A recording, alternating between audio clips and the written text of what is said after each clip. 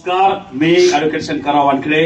आता आमचे मित्र मान्य श्री तात्याराव भुजंग सामाजिक कार्यकर्ते यांनी चांगल्या प्रकारचं मार्गदर्शन केलं की आमचा जो साखरवेल ते करंजखेडा जो रस्ता आहे, हा रस्ता मागील बऱ्याच वर्षापासून खराब झालेला आहे आणि तो चांगला करण्याची कुठल्याही प्रकारची दस्ती किंवा ती एफर्ट हे कन्नडमधील जे कार्यकर्ते आहे किंवा कन्नडमधील जे अधिकारी आहे ते घेत नाहीये. ही मोठी शोकांतिका आहे आपल्या एरियासाठी.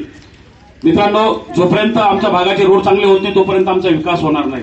आणि एकमेव विकासाचं कारण काय असेल तर फक्त रोड असायला पाहिजे. चांगले रोड असले तर बाकीचा विकास आम्ही आमचा करून घेतो, पण रोड आम्हाला करून द्या, कारण रोड आमच्या हातात नाहीये.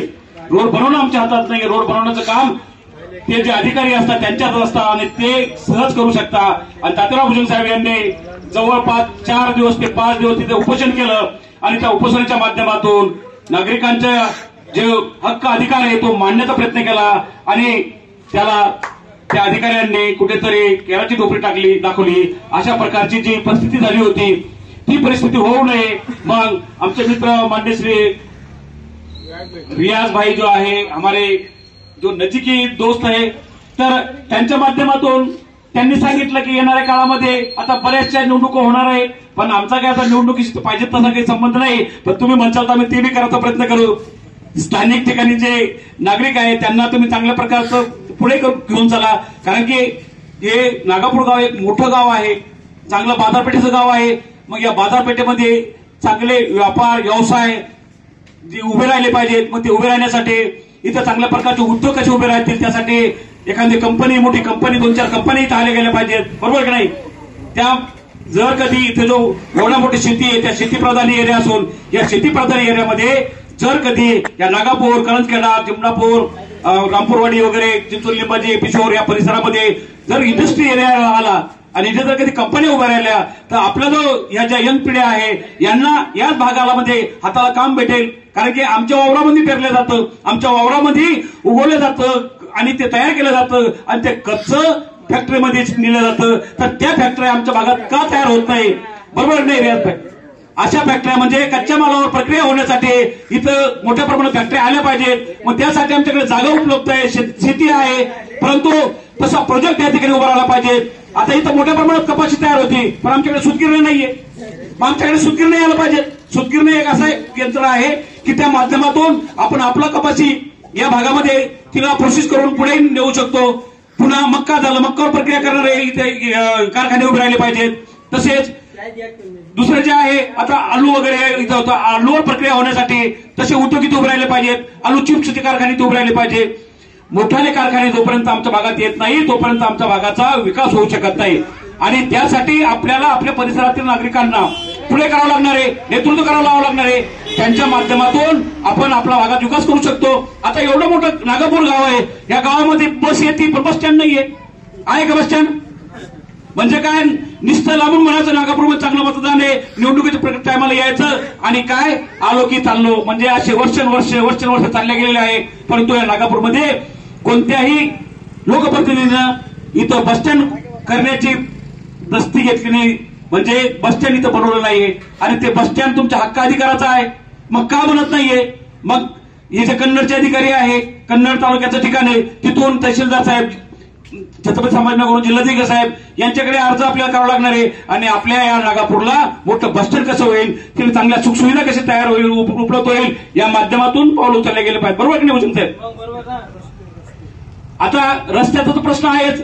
रस्त्याचं आता आपण सांगितलं, भुजंग साहेबांसारख्या माणसांनी चांगल्या प्रकारचे उपोषण केलं, रस्ते झालेच पाहिजेत. रस्त्याशिवाय आपला विकास नाही. रस्ते झाल्यानंतर आपल्याला पुन्हा पुढचेही पाऊल उचलणं आहे. आता आम्ही वारंवार या भागामध्ये येतो, बरेचसे आंदोलन केले, बरेचसे व्हिडिओ काढले, बरेचसे निवेदन आम्ही या अधिकाऱ्यांना दिले की बा आमचा हा सगळ्यात महत्वाचा पाठीमागे मी एक व्हिडिओ काढला होता की आता नागापूरपर्यंत रस्ता आलेला आहे, पण नागापूर ते 40गाव पर्यंत जाणारा आम्हाला जो नागद जो मार्ग रस्ता आहे तो झाला पाहिजे, घाट चांगला झाला पाहिजे. घाट बंद पडलेला आहे. मग जर कधी ज्या भागामध्ये आम्हाला 40गाव मोठं मार्केट आहे, 40गाव घाटात उतरून जावं लागतं. आमचा इकडचा माल मोठ्या प्रमाणात आम्ही 40गाव, पाचोरा, जळगाव, पुण्याला घेऊन जातो, पण आमचा रस्ता खराब झालेला आहे. तो रस्ता लवकर केव्हा करेल, आमच्या भागाचे लोकप्रतिनिधी केव्हा त्या रस्त्याकडे बघेल, केव्हा तो रस्ता मला वापरायला भेटेल, ही नागरिकांची मागणी आहे. ती मागणी पूर्ण झाली पाहिजे. जोपर्यंत या परिसरामध्ये चांगल्या प्रकारचे विकासाचे जे महत्वाचे मार्ग आहे ते होत नाही तोपर्यंत आमचा विकास होणारच नाहीये. आमच्या या जनरेशनला मोठ्या शहरामध्ये शिक्षणाला जावं लागतं. त्याला फक्त रस्ते आम्हाला चांगले असायला पाहिजे. आमच्याकडे 2 व्हीलर आहे, 4 व्हीलर आहे, मोठ्या गाड्या आहे, बस येतात, सगळं काही आहे, परंतु जाणे येण्यासाठी चांगले रस्ते नसल्यामुळं आमचा विकास खुटलेला आहे. आणि म्हणून बरेचसे जे लोक आहे उंटावून खेळायला लागतात. फक्त येता थोडंफार थांबता आणि चालले. अहो तुम्ही जे आहे नागरिकांपर्यंत पोहोचा. नागरिकांच्या खरंच अडचणी काय त्या घ्या. तुम्ही काय करता, येता चककत ते सोनं नाहीये अशा प्रकारचं येतं, चमकून जात्या आणि काय तर आलो होतो गेलो होतो, काय केलं नागापूरचा दौरा केला. अरे काय केलं, काय दिलं त्या नागरिकांना, काही मार्गदर्शन केलं का नाही. मग ही परिस्थिती का होती अशी. आणि आम्हालाही माहिती आहे आता त्या नाचनेल साईडला असो किंवा पिशोरला असो, हे मोठाले गाव आहे आमच्या परिसरामध्ये, नागापूर असो, या भागामध्ये कुठल्याही प्रकारचं बस स्टँड बनलेलं नाही. एसटी आली तर थांबेल कुठे. म्हणजे घरोघरी मातीची चुली, सगळ्या ठिकाणी सारखंच आहे. अरे याच्यातून काहीतरी बदल घडला पाहिजे. यामध्ये आमचं आता पुढचं टार्गेट असायला पाहिजे, जो कोणी आमच्याकडे मतदार मागायला येईल त्याला आम्हाला म्हणायचं आहे की आमच्या नागापूरला बस स्टँड दिलं पाहिजे. कारण की बस स्टँड जे नागरिक येतात घंटोघंटे बस स्टँड, तुम्हाला त्या बस स्टँडवर बसावं लागतं. तिथे बस स्टँडच नाही, मग बसेल कुठे. आमच्या भुजंग साहेबांचं कौतुक करावं लागेल की चिंचोली लिंबाजीमध्ये बस स्टँड होतं, जागावर सगळं मध्ये बसच जायची नाही. मग भुजंग साहेबांनी काय केलं, काढले लोक, फोन कर कुठाने कर, कागदपत्र कर, अर्ज फाटे कर. मग तुमच्या गावाच्या लोकांनी करायला पाहिजे. जर इथल्या लोकांनी काहीच अर्ज नाही केले आणि मागण्याच नाही केल्या तर तुमच्या काही मागणी तुम्ही परिपूर्ण आहे अशी परिस्थिती होती. बरोबर आहे की नाही. तुम्ही परिपूर्ण नाहीये.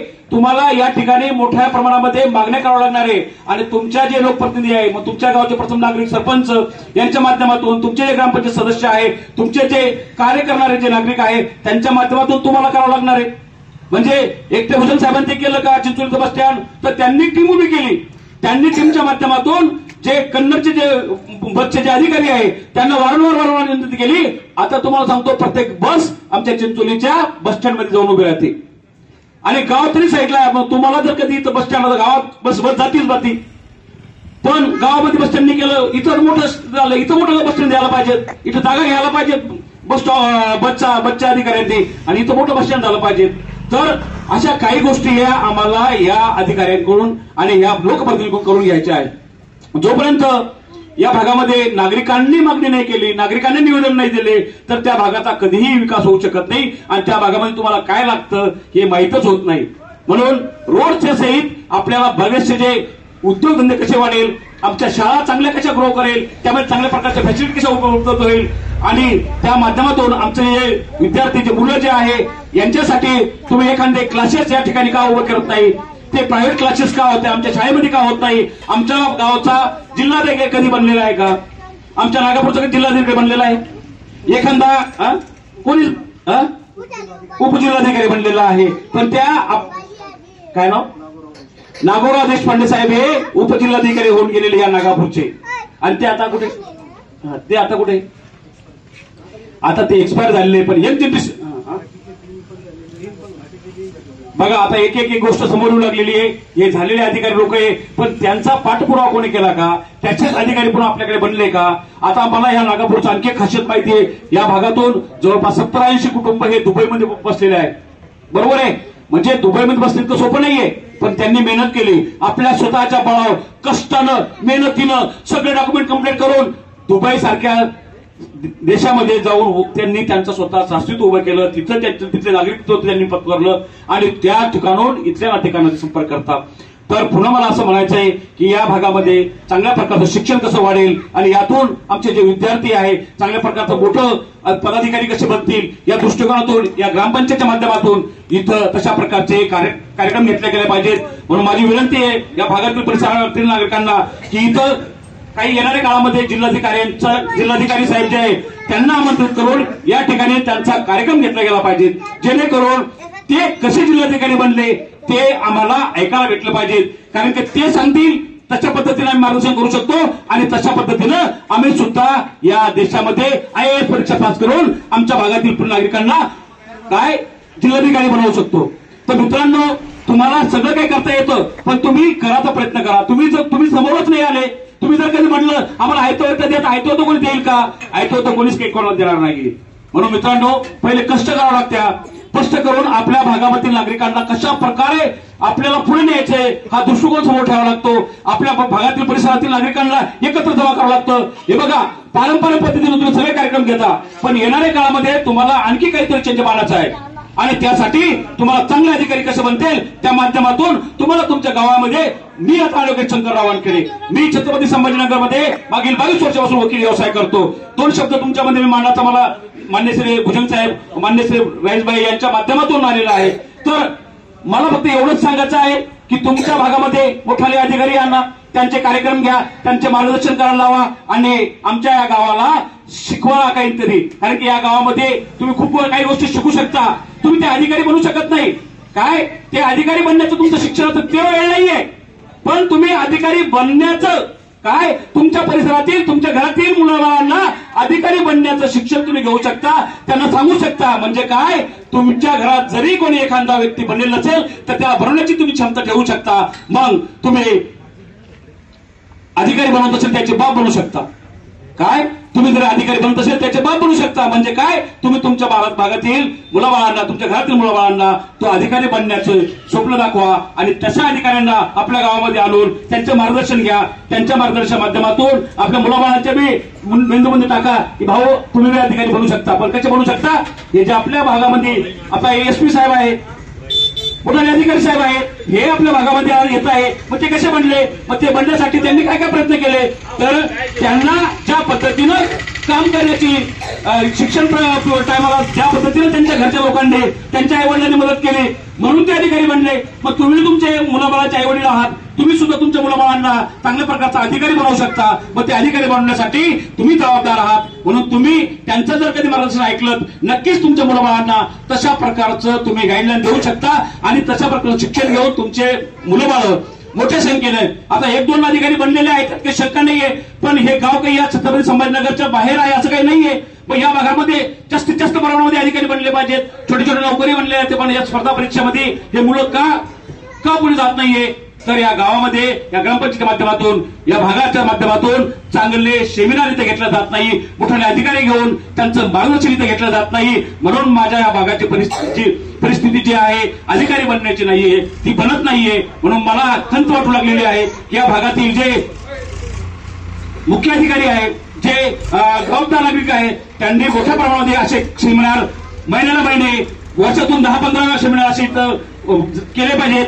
त्या सेमिनारच्या माध्यमातून मोठ्या प्रमाणामध्ये मोठे अधिकारी वर्ग या गावाच्या परिसरामध्ये येईल आणि ते आमच्या परिसरातील नागरिकांना ते कसे अधिकारी बनले होते ते सांगतील आणि त्या पद्धतीनं आम्ही आमच्या येणाऱ्या यंग जनरेशनला मोठ्या प्रमाणात मार्गदर्शन करू आणि त्यांना सुद्धा चांगल्या मोठ्या संख्येनं अधिकारी कसे बनतील या दृष्टिकोनातून आम्ही सुद्धा पाऊल उचलू शकतो. छत्रपती संभाजीनगरमध्ये मित्रांनो काही अधिकारी बनू लागलेले आणि त्या देशाच्या कानाकोपऱ्यामध्ये जाऊन सर्व्हिस करताय. मग या नागपूरच्या नागरिकांना करू शकत नाहीये. छत्रपती संभाजीनगरमध्ये शिक्षण भेटतं ते सुद्धा इथं अवेलेबल होऊ शकतं. पण ते केव्हा होऊ शकतं, जेव्हा तुम्ही ठरवलं तेव्हा. काय तुम्ही जर ठरवलं तर इथं सुद्धा छत्रपती संभाजीनगर सारखं शिक्षण भेटू शकतं आणि त्या शिक्षणाच्या माध्यमातून तुम्ही सुद्धा तुमच्या मुलाबाळांना चांगले अधिकारी बनवू शकता. काय आता मी म्हटलं आयएएस काय, तर बरेच लोकांना आयएएस काय असेल काहीतरी किंवा एखादी परीक्षा असेल. आयपीएस काय, हे बघा आयएएस म्हणजे जी जिल्हाधिकारी बनवती ती परीक्षा असती, ती दिल्ली सारख्या ठिकाणी, ती छत्रपती संभाजीनगरहून मुंबई सारख्या ठिकाणी त्यांच्या मोठ्या अकॅडम्या चालत्या आणि त्या अकॅडम्यातून जवळपास मोठ्या प्रमाणात ज्या नागरिकांना माहितीये की आपल्या मुलाबाळाला मला चांगला अधिकारी बनवायचे त्यांचेच मुलं अधिकारी बनतायत. फक्त बाकीचे काय शेतकरी बनतो, व्यापारी बनतो. मग आम्हाला हे दाखवायचं आहे की आमचा भाग सुद्धा मागे ठेवायचा नाही, आमचा भाग सुद्धा पुढे घेऊन जायचा आहे. तर खूपच लंब बोलणं झालं. तर मित्रांनो असं आपण भेटत राहू. जय हिंद, जय महाराष्ट्र.